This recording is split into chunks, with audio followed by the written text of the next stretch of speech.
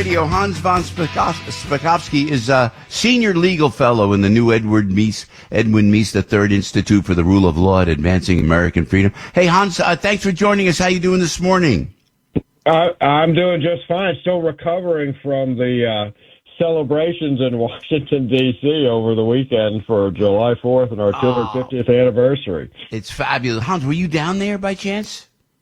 I was right across the Potomac River watching, and that included watching all the flybys, which went on the entire afternoon and into the evening of all of our planes and helicopters from all of our military forces and the Coast Guard. It was really spectacular. Well, I heard they had some really high-end jets doing some high-end things. You could see it from the other side of the Potomac, and it was over the Washington Mall. But you had a good view of it, did you? I had a terrific view of it, and like I said, it was really the most spectacular July 4th celebration I've ever seen in the nation's capital. Oh, and we embraced that, and I think that was great, and the speeches were great, and the president was great, even with the weather. So walk me through, before we get to the legal stuff. Hey, so I saw the lightning strike, like on the Washington Monument, during the fireworks, and Donald Trump said, "Don't stop now." That was great. Right. I mean, first of all, it was hot as blazes that day. I mean, it was one of the hottest days I've ever experienced in the city. And then this storm came in with rain and lightning strikes. They actually had to evacuate people on the mall. They sheltered in the museums, the Smithsonian museums that surround the mall until the storm basically was over and it was safe to go back out.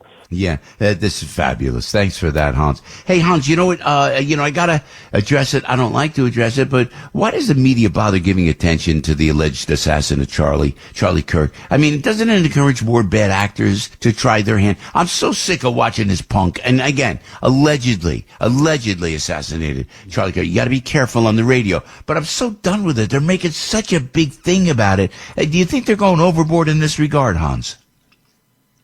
Well, the judge actually is doing his best to try to prevent that. He has actually put in several rules in the courtroom with, for example, the most graphic videos, the ones that show the worst about Kirk being killed. He's not allowing that to be published by the media. He's allowing the lawyers in the courtroom to see it, the judge to see it, but he's not allowing reporters to put those graphic videos out.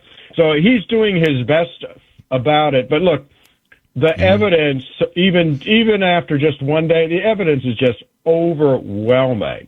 That Tyler Robinson, they got the right guy, and that he committed this crime. Yeah, and it's okay to say it looks like that way, but what a weird cat too, man. With everything, with his boyfriend and everything else that went down. And are they addressing that? I don't watch it. I don't want to watch it. I don't know how they let it happen. I don't know if there was more to it than we see. But Hans, how do you not do a scan of the rooftops? Am I right, security wise? No. Yeah, no. Well, you're right. I mean, the security, unfortunately, at the university was not good. I mean, the evidence is that he had a terrific sniper position on one of the buildings overlooking it. There was no one up there to see or prevent it. Now, just so people understand, this is not the actual trial going on. It's the preliminary hearing. And the purpose of a preliminary hearing is there's no jury.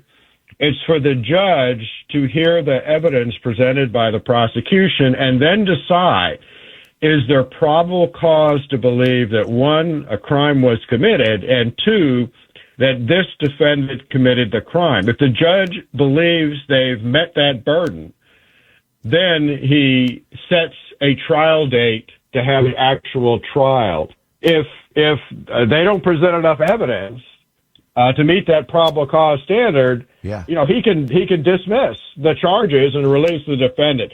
That ain't going to happen in this case because, like I said, the evidence the prosecutors have is just overwhelming. Everything from video to confessions from his roommate, etc. Yeah, yeah. You know what? I appreciate that. And look at this. Ironically, as we speak, as you just talked about, I'm seeing some of these Air Force B-1 flies right over the mall. That's cool. That must have been cool to see. Could you hear it too? You could hear it on the other side of the Potomac. Huh? Oh yeah, oh yeah.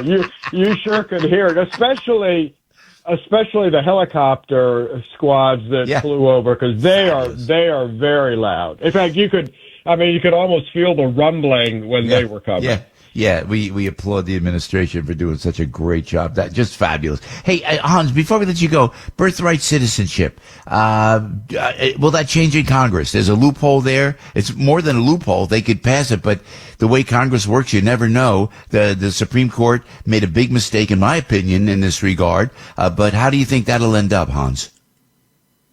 Well, Congress would have to change the law, and we need to get at least one new justice on the Supreme Court to replace one of the ones that decided badly, so they can overturn, frankly, a wrong decision by the majority in this case.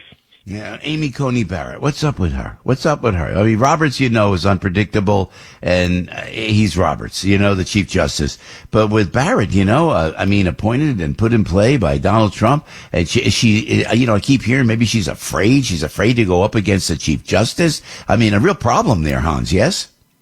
Yeah, well, yeah, I think she's just, my impression is that she may be a smart lawyer, but she's very naive about a lot of things, and unfortunately is following the Chief Justice's lead in this. Remember, she not only voted wrong on this, she voted wrong on the mail-in balloting case when she wrote an opinion saying, oh, it's okay for ballots to come in way after Election Day and be counted. I mean, that was also just a bad opinion. All right. Hans von Spakovsky, always great chatting with you, man. Thanks for sharing all that America 250 celebration. It was epic, and always appreciate your expertise, Hans. Come back when you can, please. Thanks for having me. Thank you, sir. Right.